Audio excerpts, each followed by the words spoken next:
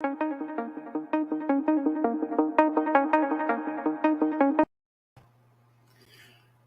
everyone, and welcome back to Warren's Team Talk. Thanks very much for coming and joining me.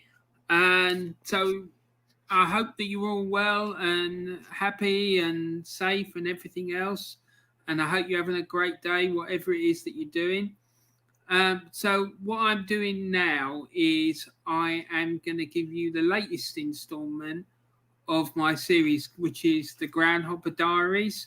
Well, I tell you about my adventures of watching football all around the world. Really, it is. I think. But today, all the grounds we're going to talk about are all based in England, and the places I'm going to tell you about are Sevenoaks Town, and we're going to talk about Southend United. We're going to talk about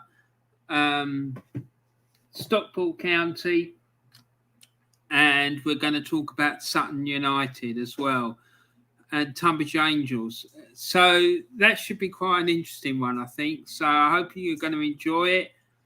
Please feel free to put a comment in the comment section of the video if you're watching this on playback.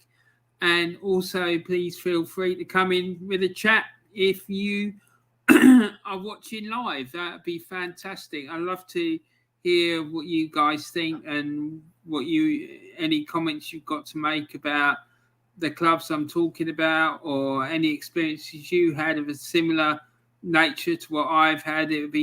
It's always really fascinating for me to hear the stories that people have had when they've been out and about watching football. So anyway, don't forget, please subscribe to my channel if you're new. Please put a like on the video, and also please remember to subscribe to my channel. That would be fantastic. So without further ado, let's get on with it. So the first ground I'm going to talk to you about is Sevenoaks Town's Bourne Stadium. Now, this ground is, well, it's walking distance, I guess, from where I live. So the reason I want to tell you about that is just because, not because I've seen that many games there, but just a little bit about the local football club. I just thought it would be interesting. Now, when I was a lot younger, that ground that you can see there, it didn't look anything like that at all. In fact, like that pitch that you can see there in all its glory is one of these newfangled 3G pitches, I think they're called, and basically it's an artificial surface. And I understand they're quite popular in Scotland, but I'm not sure how many of them there is in England. But so this is a fairly recent addition. And when I was a lot younger, you used to be able to just like turn up and walk across the pitch, and there was no sort of entrance or gates or anything. It was like football matches be going on there, and dogs would just suddenly storm onto the pitch and start chasing the ball around and doing their business and all the rest of it. So it was a bit of a madhouse. And also behind one of the goals, there's this really huge slope that goes back up. And when we were kids, we used to go sledging down that slope when there was snow on the ground. And so it used to be like a real big public park, really. There was a couple of goals in there. There's always been goals on there, and there's also always been a proper football pitch, as far as I can remember, on the site of that ground. But nothing like that. And for years and years and years, when I was growing up, Sevenoaks Town never even played in like the proper football pyramid. There was always outside it. They didn't really sort of compete with that, just because they had nowhere to play the games. They tried for years to get this site developed, but the council kept blocking it. It's not, I have to say, up until recently, it's never been really a major football friendly or sports friendly council, to be honest. it's always been like much more in favour of the rugby and things like that. So, but that sort of is reflected in its political makeup. But I'm not going to get involved in politics, much as I like it. But that's just the way it is, unfortunately. But anyway, so this is an old picture I found of the old ground before it had all this redevelopment work done and whatnot. And there used to be like an old sort of corrugated iron roofed enclosure, which you can see behind those two there. I mean, those two look quite old and dated as it is, but there's an even older one behind it. And I can remember as a kid, like people used to sit on the top of that, the one that's behind, and run across it and all sorts of things. So, and because it used to be fairly easy to get up on it because, like as I said to you before, there was like a big slope that came down behind one of the goals, and then to get up that slope, the land sort of sloped upwards, and as you're walking past, that sort of stand was sort of built into that little hill stroke slope sort of thing. But anyway, yeah, so, and the most famous game in Sevenoaks Town's history came at the end of the 19th century on the 26th of April, 1893, when they played Royal Arsenal at Knoll Park in Sevenoaks. And that picture that I'm showing you isn't from Knoll Park, it's from a place called Greatness Park, and they're two different places, but they played Knoll Park. It's like a very famous park in Sevenoaks where the Beatles recorded a video for their song Strawberry Fields. And anyway, Royal Arsenal were the only professional club in the south of England, and Royal Arsenal won that game by 11 goals to nil. And Royal Arsenal, obviously, they went on to become known as Arsenal. So, yeah, they're the forerunners of the modern Arsenal Football Club that we all know about today. So, let's move on. What we got next? And the next one is Southend United's Roots Hall Stadium. Now, I went there for a Friday night game on the 20th of April, 1990. And it was quite near the end of the season, as you can tell by the date there. And this was in both clubs, along with Maidstone United, who I happened to be following around the place a lot as well at that time. They were playing, and they were contesting for promotion and the fourth division league title. Now, on this night, Grimsby Town played Southend off the park, if I'm completely honest, and won the game by 2 goals to nil. And Grimsby Town brought quite a lot of supporters with them. And me and my mate, we decided to go up there and sort of sample the local wares, so to speak, and see what Southend had to offer on a Friday night. And I have to say, we weren't disappointed. It was a madhouse. There were so many Grimsby fans there because they were like on the verge of winning the title at this point. And we saw loads, like I say, loads of Grimsby fans. And I remember this carload of Grimsby fans just pulled up along the side of the road, and one of the guys in the car, he was absolutely tanked up, really, really pissed drunk he was. And he hung out the window, and he had this big cardboard fish in his hand, and he was going, "Yeah, we're all from Grimsby, aren't we?" Like this, and I just thought, oh my God. And they were these poor guys were driving around trying to find the ground, and they were struggling to find it, and then until a local sort of pointed them in the right direction. But like I say, there were loads of Grimsby fans there that night. How many there were, I'm not sure, but they seemed to have at least a quarter of the ground. And they were in fine voice, I have to say. And like I say, they won the game by 2-0. The other thing that happened that night that was quite funny is, I don't know if any of you are aware, but both myself and my mate Mick, we live and come from Kent, and there's quite a fierce rivalry between people from Kent and Essex. So anyway, we were standing in the home end of Roots Hall, and Mick had a copy of the Kent Messenger with him, and he was getting a bit bored. So what did he do? He pulls out the Kent Messenger newspaper and starts reading it on the terrace. And after a few minutes, he started getting a few funny looks from the locals. They obviously took a strong disliking to it because it had Kent Messenger, and then it had on it Maidstone edition or something mad like that. And I was going, mate, put that bloody newspaper away. We're going to get slapped up in a minute. Thankfully, we didn't. But, Grimsby won the game, like I say, fairly comfortably. And we managed to get out of Southend without getting our heads kicked in. So it's quite an interesting evening, all in all. So moving on, let's go to the next one. Right, the next one, Stockport County's Edgeley Park.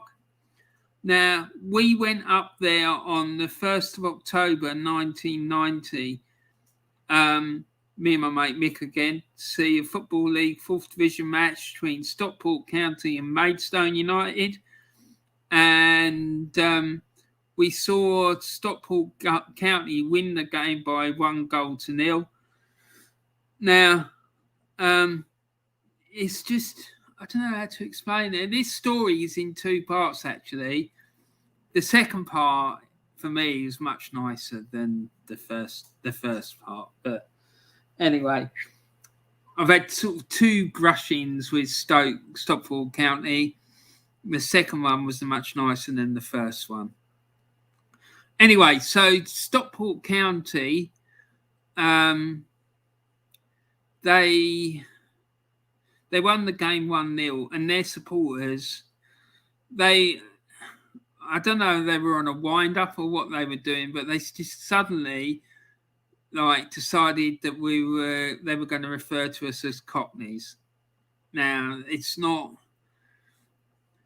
We didn't take too kindly to being called Cockneys, and they were all going, "Oh, we hate Cockneys and we hate Cockneys," and all this crap and stuff like that. So me and my mates were just pointing our Kent flag and whatever, to try and sort of get the point over to them that we were from Kent.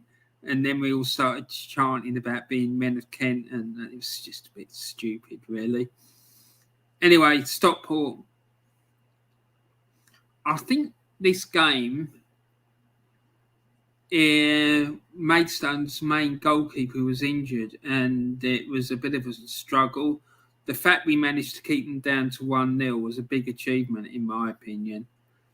And anyway, so they had a reputation at that time for playing sort of quite boring, aggressive football. So the fact we managed to keep the game down to 1-0 was a big achievement as far as I'm concerned.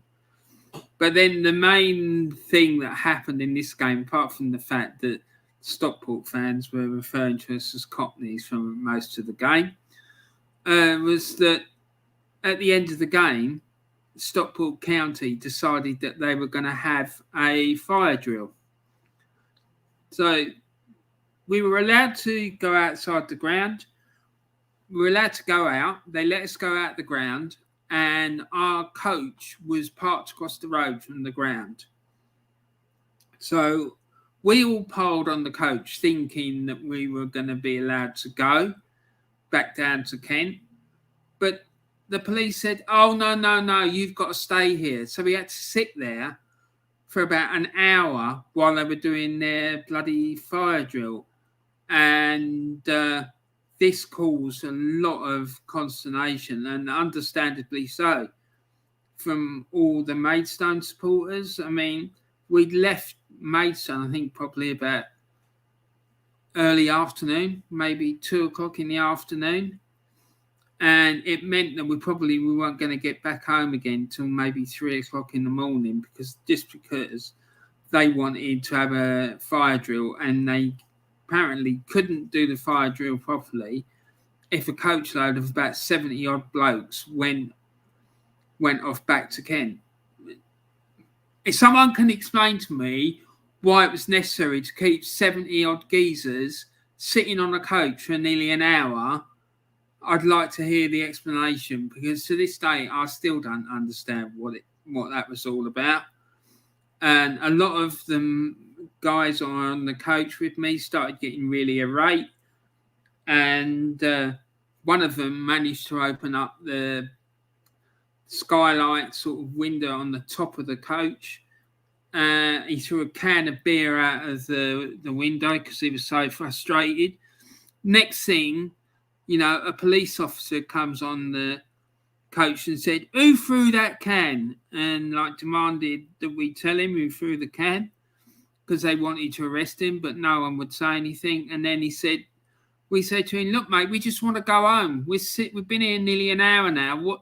Why can't we just go? Why is it so important?" He said, "Yeah, well, we're doing a fire drill."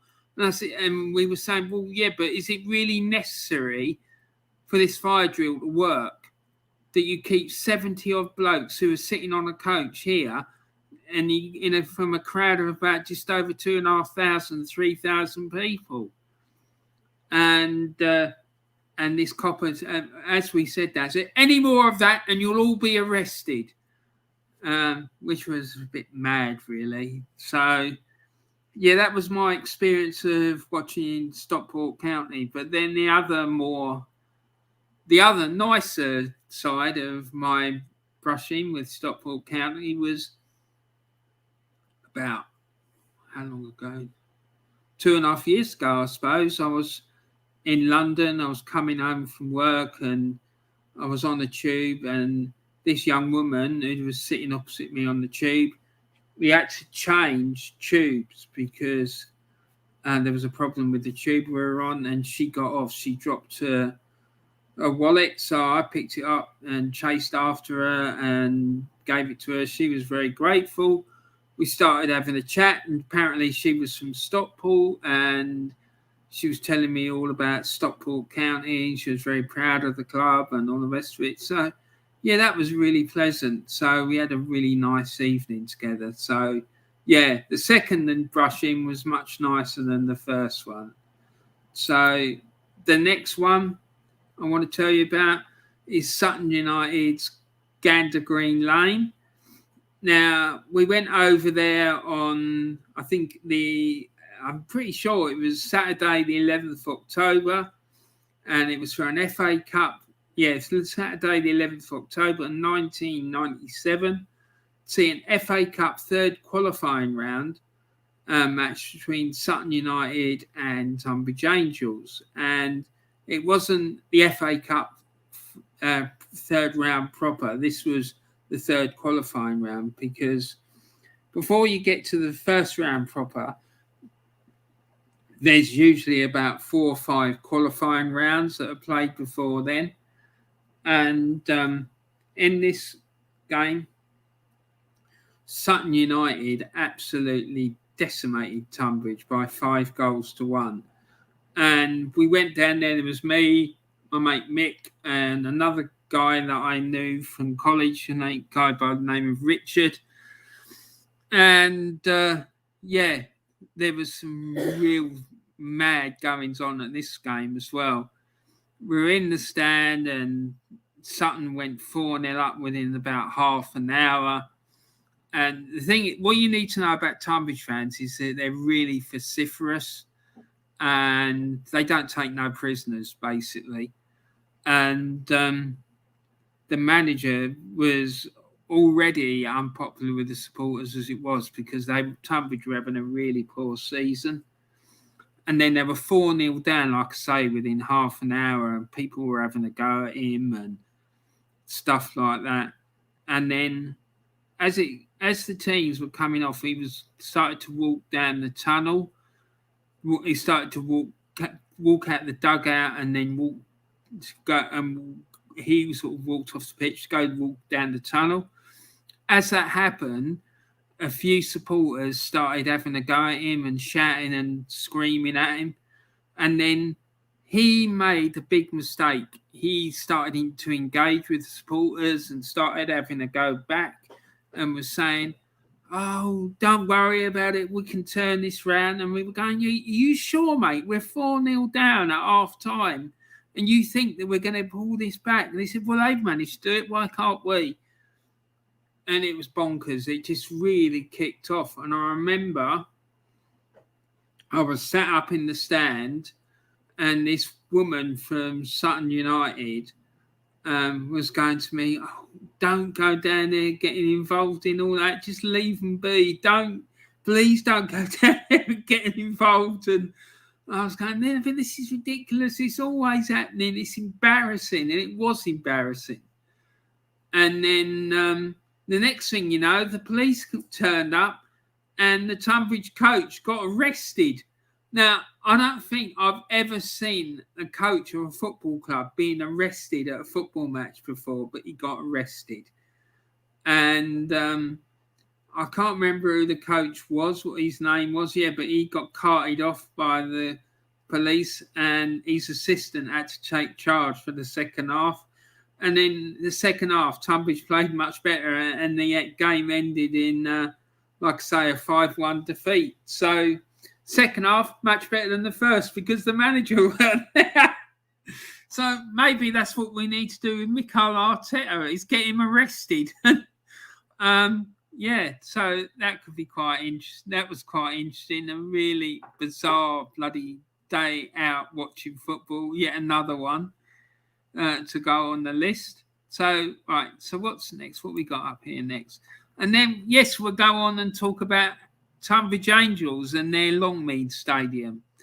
Now, I've been to Longmead Stadium a few times, and this particular game that I want to talk to you about is another mad one. It was when Tonbridge Angels played Yeovil Town, and this game happened on Saturday the 26th of October 1991.